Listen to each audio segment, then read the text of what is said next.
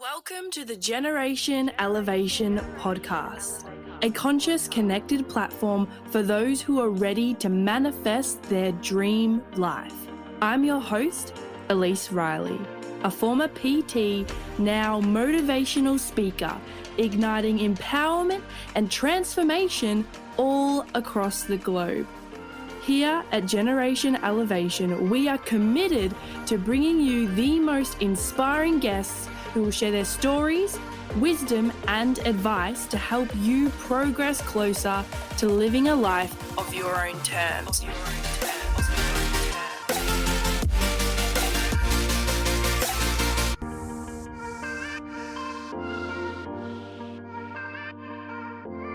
Are you someone with an all or nothing mindset whereby you set a goal and you have an extreme intense focus and strive towards that thing, whereby you're on the wheel and then you're off the wheel, whereby you're in it and then you're not, whereby it's not just one Netflix episode, it's about watching the whole season in one go. And it's not about just having half of what's on your plate because you're full, but you must eat the whole thing, right? Or it could be ditching everyone, all of your friends, just so you can go and hang out with this person that you're excited about for this new relationship that you're in.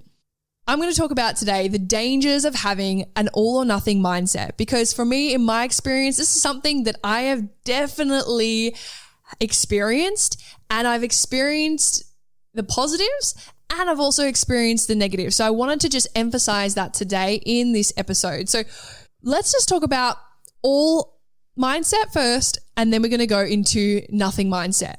From here, once we know the difference between the two, because people say all or nothing and then they just go, oh, that's the mindset. They're actually two different mindsets, okay? Then from here, we're going to talk about like why we do this and where this can show up in life. And then I'm going to also mention just anecdotal stories of where I've experienced this personally in my life, how it's then affected me, and then also where you can seek support or what you can do to help balance this mindset out so that you're more mindful in your approach to things rather than just like all in and then not at all, because in this way it is not very productive. So let's start with all mindsets first. If you have an all mindset or you're going through that phase, okay, because it's kind of like a cycle, you would probably have extreme focus, extreme emphasis on pursuing a particular goal. So it's kind of like you are tunnel vision towards that thing. So for me, when I first started training, it was like tunnel vision. Nothing else mattered except for my training goals. Potentially you could be someone that is striving for perfection. So basically striving for perfection, those with an all mindset will often aim for really high standards. You're like setting extreme goals for yourself, and it's quite intense. Like you're putting a lot of energy and effort into that specific endeavor. Okay. So it could be training, it could be relationships, it could be food, it could be whatever.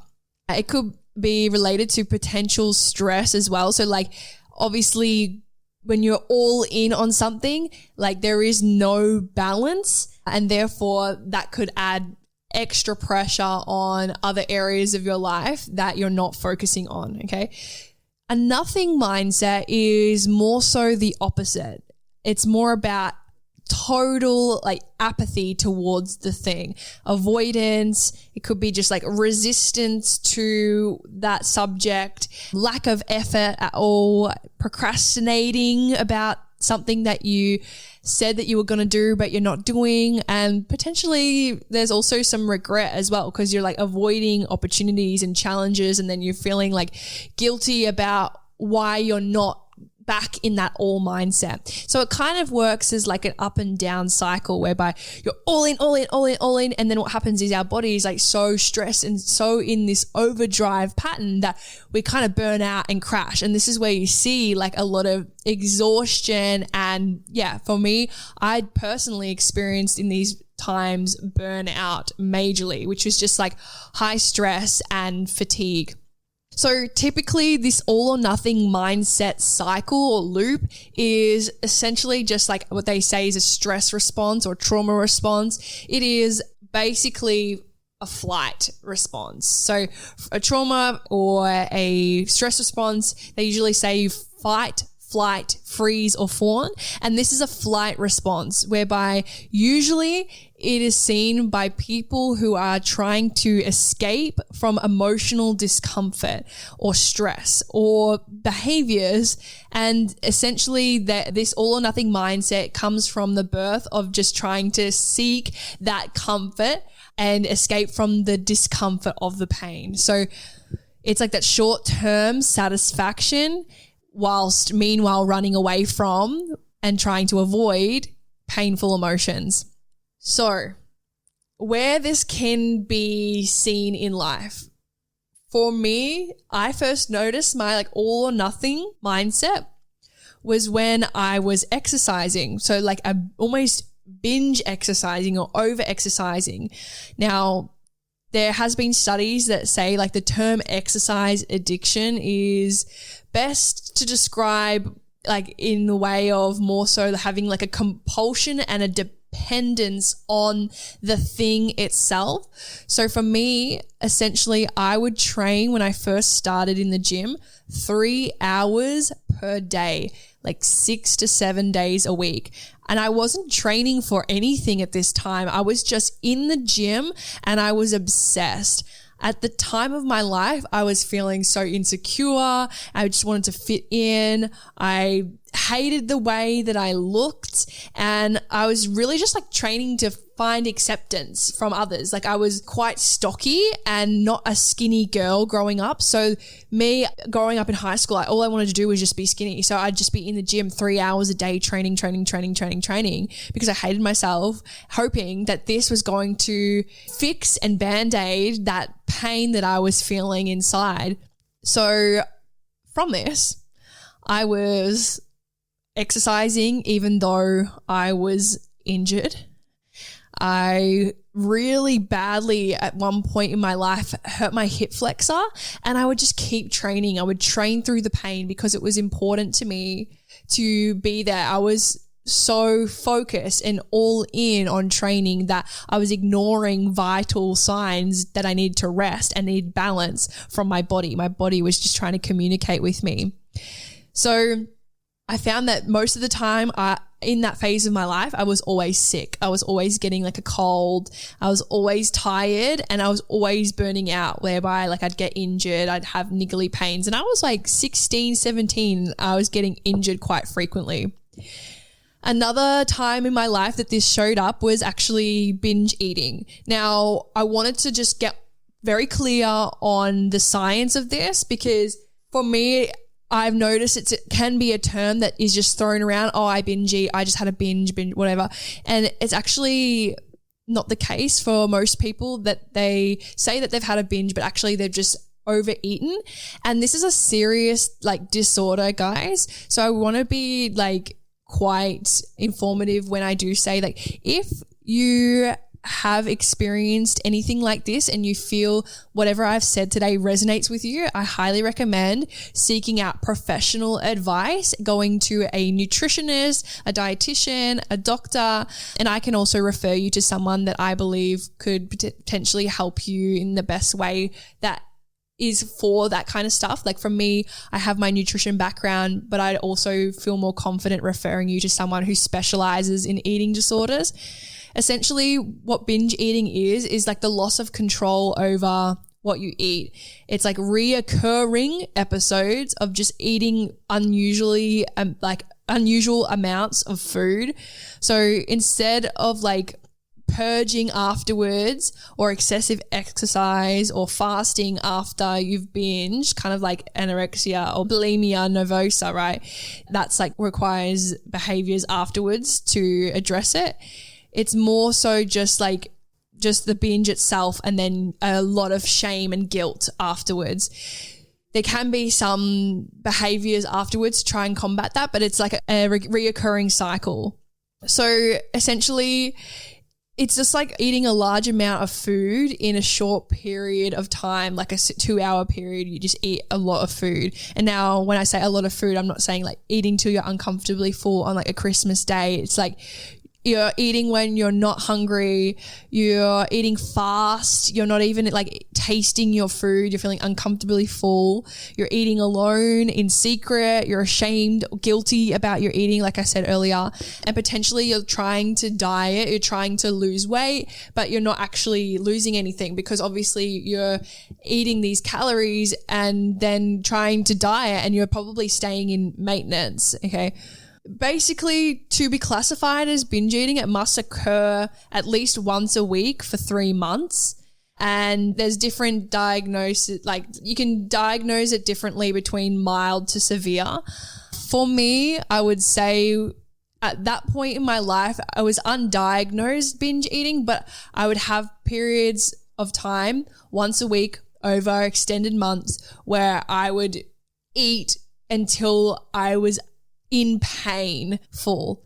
And so for me, essentially, I competed when I was 16, 17, and then afterwards, after that time in my life, I would binge probably once a week. And essentially, I was so stressed out. I guess there was that element of dealing with different body composition, that body dysmorphia after competing, of realizing, like feeling that you're bigger than you are and you're not aware of how your body image is, you're not aware of how you're treating yourself. Like I was just avoiding that self-acceptance piece. And because I felt so guilty about the way I looked, I would then try and eat to then give me that short-term satisfaction. And I'd go all in. Like if I was going I was going to eat it, I would eat the whole thing rather than just like be mindful in my approach. So that's where it showed up for me in my life there, where I was kind of avoiding feeling the emotions and learning how to love myself, and more so just like trying to find that short-term satisfaction and like, oh, like I'll just have my cheat day, right? Which is just an excuse for binging, and then go and really like work it off during the week. And essentially that led to so much like stress, not just physically, but also like mentally and spiritually as well. So then we also have the workaholics. My workaholics out there, right? Binge working.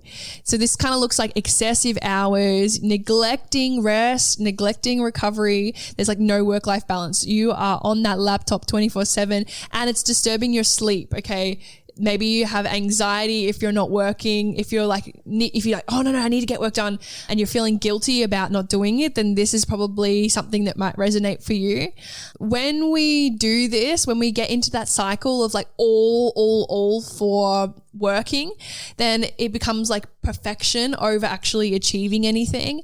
And for me, I would have points in my life where I'd go all in with work and then I would just completely crash, where I just thought that like I needed to work hard to deserve rest. Even if my body was like sick and exhausted, I would keep working regardless.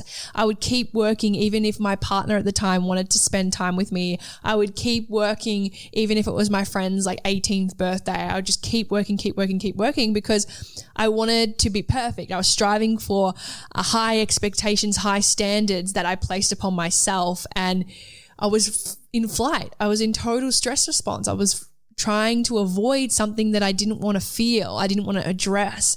So I encourage you, if you are someone that finds that you get stuck in these really giant bouts of work whereby you have no social life, sometimes like there's obviously individual circumstances and individual like variables for this that applies to this, but I just encourage you that if you've noticed these traits within yourself, to be a bit more mindful and also to be like kinder to you. I know when I would crash and burn out during these times, I would then have the worst internal dialogue where I couldn't physically concentrate or do anything, and I would beat myself up so much about it, like, oh my gosh, like you're such a failure, like why can't you just keep going. What's wrong with you? What's wrong with you? What's wrong with you? Why are you not working? Why can't you concentrate? And this internal dialogue is not serving anybody. So if that is you, if you find that you kind of crash in these times, definitely just practice that. Well, one, practice resting. Two, practice being a bit more kinder to yourself.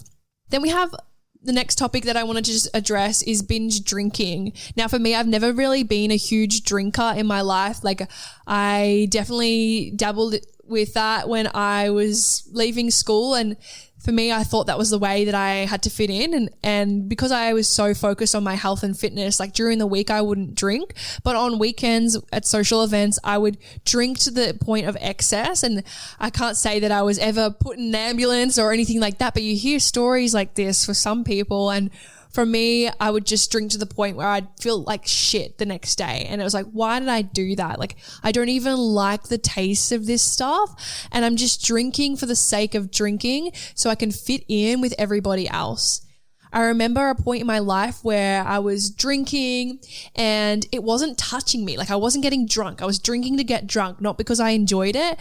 And my friends at the time around me were dancing and having fun. And they're like, Elise, why don't you dance? Why don't you dance with us? And I said, because I'm just not on your level yet. Like, I need to drink more. I need to get more drunk to then have fun. And this belief limited me so much because really it wasn't the alcohol at all. It was just because I felt insecure and I thought that by drinking I'd then feel confident enough to be myself. I believe that especially younger people that I mean I can only speak from my experience, young people that I grew up with, it was a common theme for many people to drink for then the excuse to then be themselves. And it's so sad because it just means that you're not in acceptance of who you are and feel afraid to share that unless you've had like that liquid courage, so they call it. So for me, I really, like after leaving Melbourne and moving to the Gold Coast, made it my mission to meet people and be out of my comfort zone and face my fears being sober. Like, no matter how uncomfortable I was, if I was to ask for someone's number or ask to hang out with someone or just whatever, meet people, I wanted to do it sober because if I could do that, then I believed that I could do anything. And that really built my confidence. And essentially what I wanted to just say about that is it's kind of just basically I wanted to share my experience with going out, and it was like an all or nothing where I'd be like all in drinking and then nothing with this as well. And obviously there is a lot of physical like negatives that come from when you're binge drinking especially. And like obviously the next day it's not ideal, especially if you have specific goals in regards to like your fitness, your training. I know I can speak from my expertise as a trainer in that way is that when you binge drink, then all you want to do the next day is eat like shit. And if you have fitness goals, it's definitely going to get in the way of that for sure.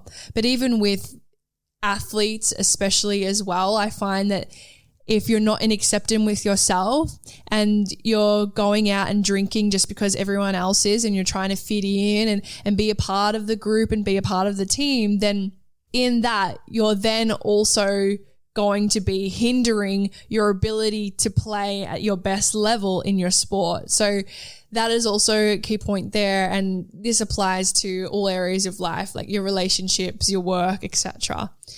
I also wanted to just quickly touch on drug use as well, illicit substances. Oh my gosh, illicit substances. A lot of people will try and escape their emotions, escape the pain they've experienced in the past, escape uncomfortability, which is all of these things that I've listed really, but through drugs as well as an avenue too. So essentially, drugs give most people a relief of rapid pain, anxiety, depression, distressed feelings. That is why I know growing up, especially in like the going out scene, like everyone is on something. And it is really sad because for me, when I was out, like a lot of people assumed that I just was, even though I wasn't.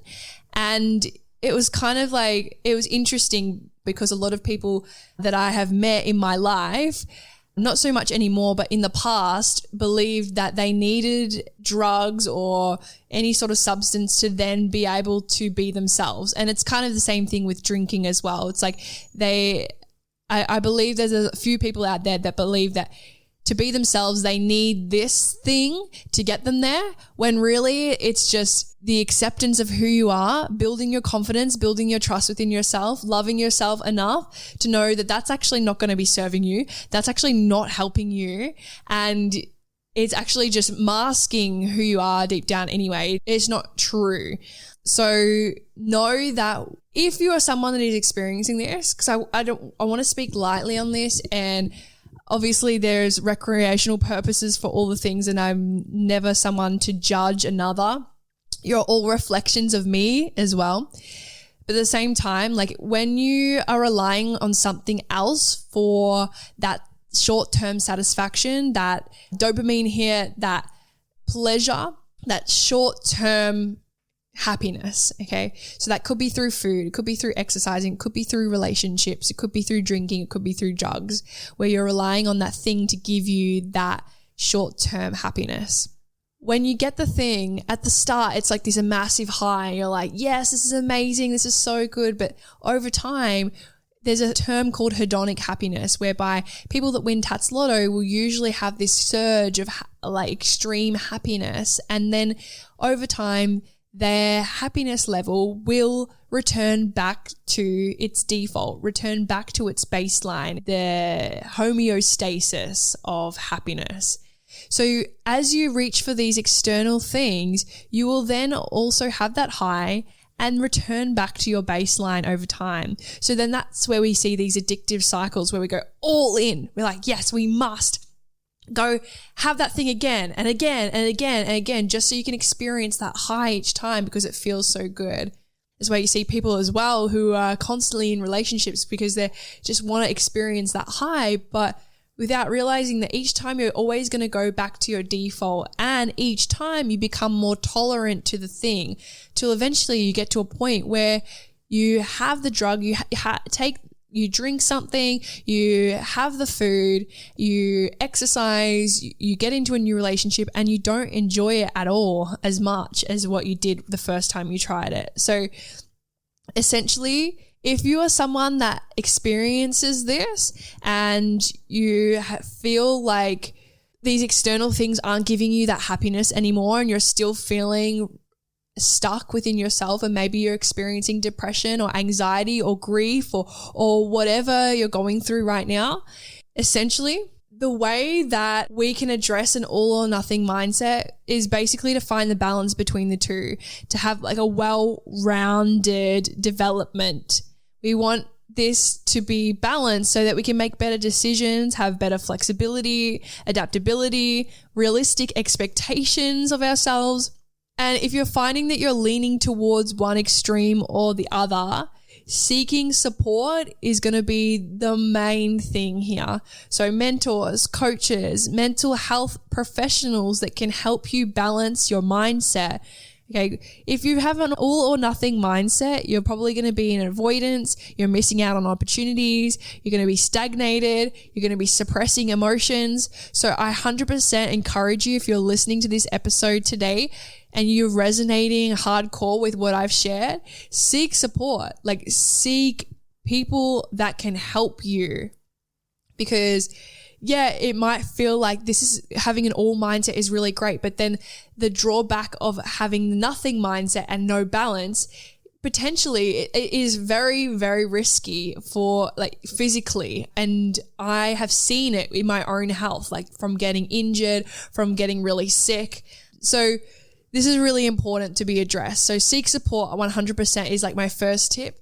From there, I would say once you've done that, it would then be to expand your awareness of yourself. So reflect. Why do I engage in these behaviors? Why do I feel like I need to go and get fucked up every weekend? Or why do I feel like I need to eat seconds, thirds, fourths, fifth? Why do I need to feel like I eat the whole block of chocolate? Why do I train for 3 hours a day? Set realistic goals for yourself. So instead of it, like a lot of people that have come to me through my years of training people physically with their health and well-being have said, I'm going to lose so many kilos. And then the time space that they've given themselves to lose that has been really short. And not saying that anything is impossible, but what I am saying is sometimes it can be unrealistic in regards to that person's lifestyle and what's achievable for them, because there's a healthy way to do things that are sustainable, that can benefit you long term, but then there's also ways to do things that can really be detrimental to health as well. So set realistic goals for yourself. And if you need help doing that, that would be something you discuss then with your coach or your mentor as well. The third thing from here is to practice self-compassion, to practice loving yourself, okay? If you loved yourself, you would be making sure you are checking in with your emotions, making sure you're letting go of them rather than suppressing and running away from the actual issue, okay? Rather than trying to fill that void with other people, things, places, etc. The next one I have for you in regards to tips would be to set small promises with yourself. Every single day, I want you to just set a small promise with yourself. And it could be in regards to that thing that you want to address. So it could be like, for me, it could be just training. My training, making sure I have at least 1 or 2 rest days per week where I can't do anything apart from just like have fun, do something that is not necessarily being in the gym, and then following through on that promise every day. It could be for you like making your bed every single day. It could be making sure you have 1 day where you are away from your laptop.